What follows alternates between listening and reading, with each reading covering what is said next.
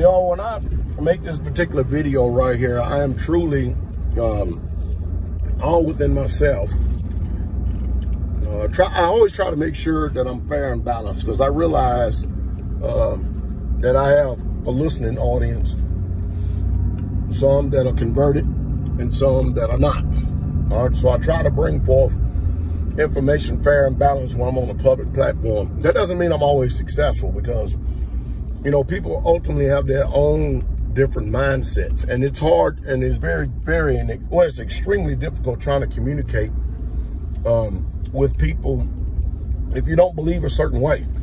All right, because, you know, just as well as I do, the majority of the people in this world today actually value their opinion above facts. They value their lifestyle above the word of God.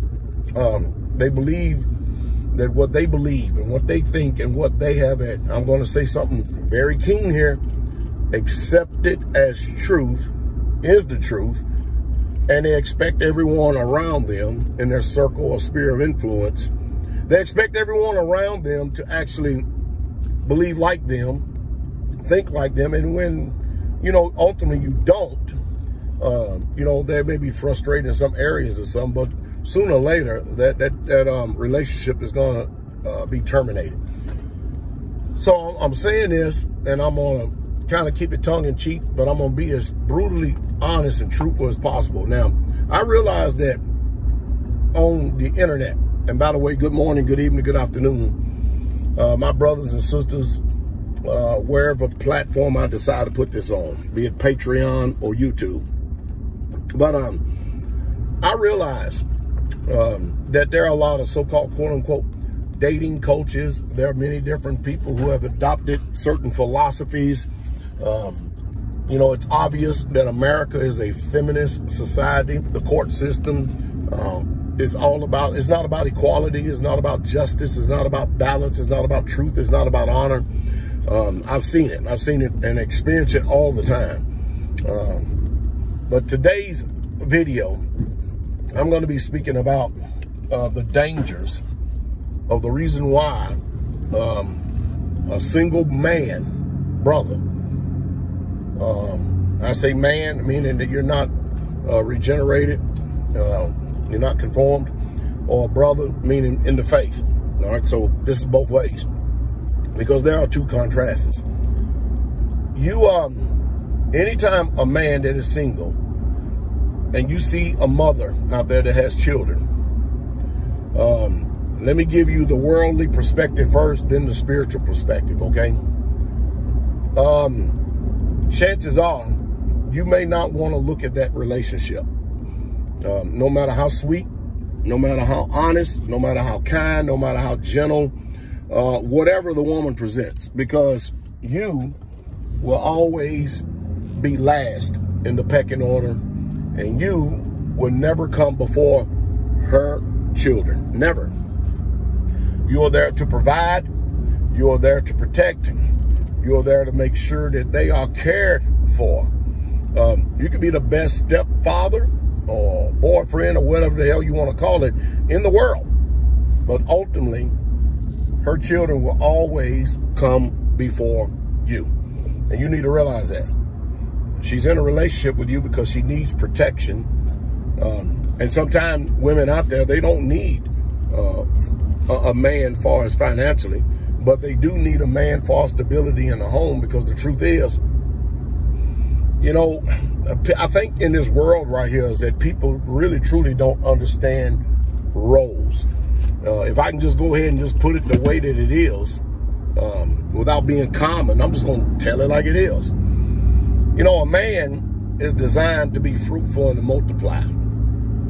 Okay? He puts his seed into a woman. He's done his job. All right? The woman, and this is the two contrasts or the two different perspectives. Once she receives the seed of a man, and I might say this, and I got so many thoughts going on in my head right now. Once she receives the seed of a man and woman, that's why you have to be very selective and very careful of what man you allow to insert his seed inside of you. Because ultimately a baby is going to come from that. And you've got to determine what type of baby that's going to be.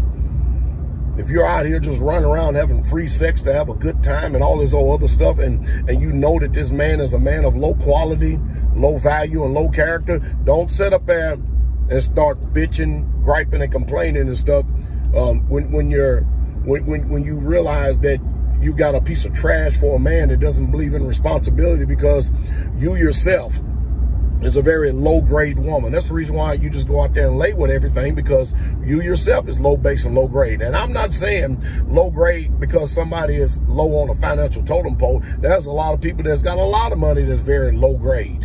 They don't really give a damn about anything. But and then, so don't sit up there and fault him when you laid down because of fun and foolishness and frivolity that you decide to have this seed right here. Because you see, men and women got two different roles. Once that baby starts growing inside of you, once it starts kicking around in that belly and stuff, it's more of a reality to you than it is to him. It becomes a reality to him when he sees that baby come out of your tummy. I mean, out of your, you know what. So anyway, at that point, the man realizes he has duty and responsibility. All right?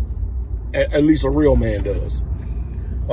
At that point, the mom is very protective, nurturing, and caring, you know, like the mama bear syndrome. What happens too many times, more often than not, that if you are a third wheel in a relationship, meaning you're married to a woman and she has children, those children, and women are very bad about this. Women are very bad about correcting bad behavior. They will let their children get away with almost any damn thing.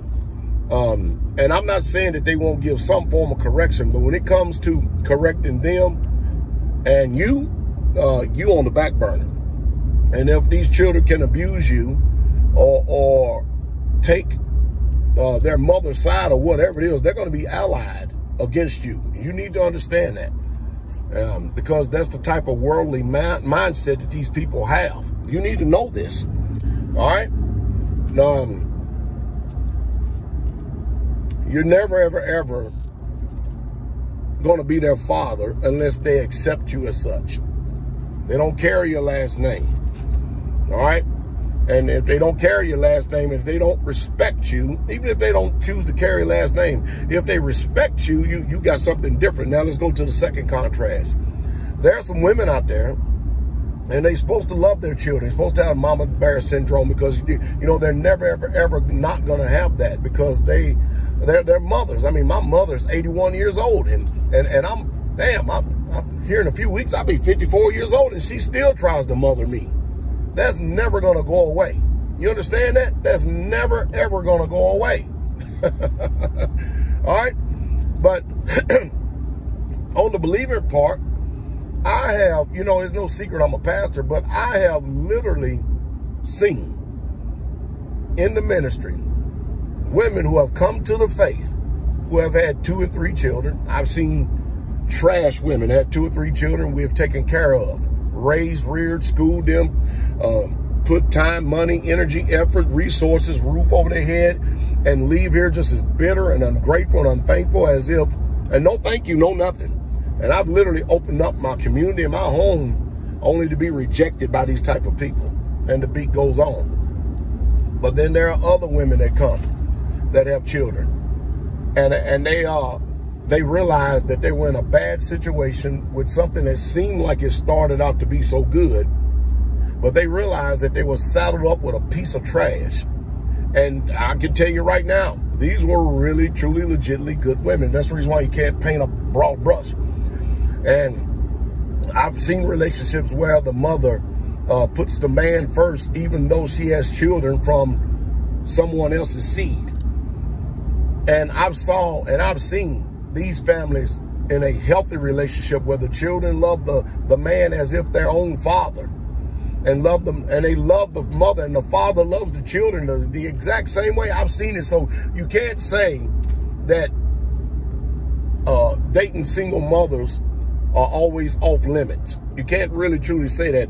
And again, there's a difference from a worldly perspective and point of view and mindset, and then there's a difference between those who believe in keeping the commandments and living a holy, set apart, pure life. I've seen women come to this and be some of the most honorable and respectful, beautiful sisters you ever seen in the world. As a matter of fact, I've had people come here from MGTOW, coming to the ministry and said, I've never in my life ever seen women like this. And again, and they're just so beautiful. And you know, when a woman is respecting you and honoring you and obeying you and doing what you tell her to, not because you're going to abuse her or anything like this. Again, it's the difference in mindset. A man will literally bend over backwards to do whatever he can for that woman because she is in her role and he is in his role. Am I making any sense?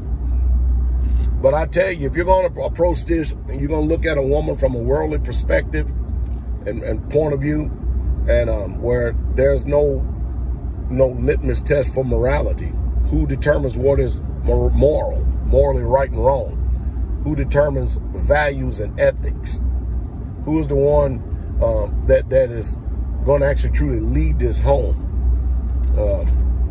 I mean, if you can find a worldly woman out there that will allow you to take the headship, and when it's time for you to chasten those children, she doesn't interfere, and you're not an abusive man, but you're just doing it out of the goodness of your heart, man, you found a Jew. But I wouldn't look too far. I wouldn't look too hard. You can forget it. But even in the faith, like I said, anytime you're dealing with some type of structural relationship, marriage or commitment, you're always playing Russian roulette. I mean, let's just go ahead and tell it what it is. American champions itself as a monogamous society, and every marriage that actually materializes and take place, be it a spiritual marriage, or that's what the world calls it, or state marriage. I thought it was in God we trust, and under God we got married. See, it's double talk. But anyway, either way it goes, are you following me? It stands a 72% chance of failure as soon as you say, I accept and I do. That's not good numbers. That's bad numbers, as a matter of fact. I got much to talk about, much to be desired. I'll talk a little bit more about more intimate subjects like this on Patreon than I do on YouTube, because if it's on YouTube, if it's on Facebook and stuff, man, the censorship is just off of the proverbial chain. It is. But hey, if you want to hear more about this, stuff like this, you may want to consider coming on over to Patreon and stuff. As a vast archive over there. But this is the skinny from my experience and being a counselor for over 25 years and living it myself. And I think that my experience would actually, while not having letters and papers and stuff, I think it's more valid than someone going getting a degree and never been in the experience in himself and trying to tell you the nuances of relationships and marriages and stuff. I think the actual experience trumps papers and degrees and letters. What saith you? Oprah said something that will stimulate thought and will make you think very, very carefully. Ultimately, the bottom line is a man wants a woman in this world that is going to assimilate herself to him 100%, that is going to respect him, honor him, and love him. I'm talking about a good man, because everybody in this world ain't good. I promise you that. And there are very few, just like there are very few good men, there are damn sure very few good women. I'm going to end this on this. I was just thinking the other day about the Tiger Woods saga. All right? And how that went down. And I was thinking, man, this is unbelievable. Unbelievable. You know, he had quite a few consorts out there. What is it about women that there's no shame and there's no embarrassment about the things that they have done concerning relationships privately, that they don't mind spilling their guts, and they'll even tell every little thing privately that they've done sexually, and it could be true or it could not be true? Because I'm telling you, I've been seeing a trend lately that women been going out here lying, and then come only to find out later on that they've destroyed people's football careers, basketball careers, sports careers, all because they were bitter. Unreal. What a world we live in. I just thought I asked that question. Anyway, hope it says something to stimulate thought. Y'all be encouraged, all right?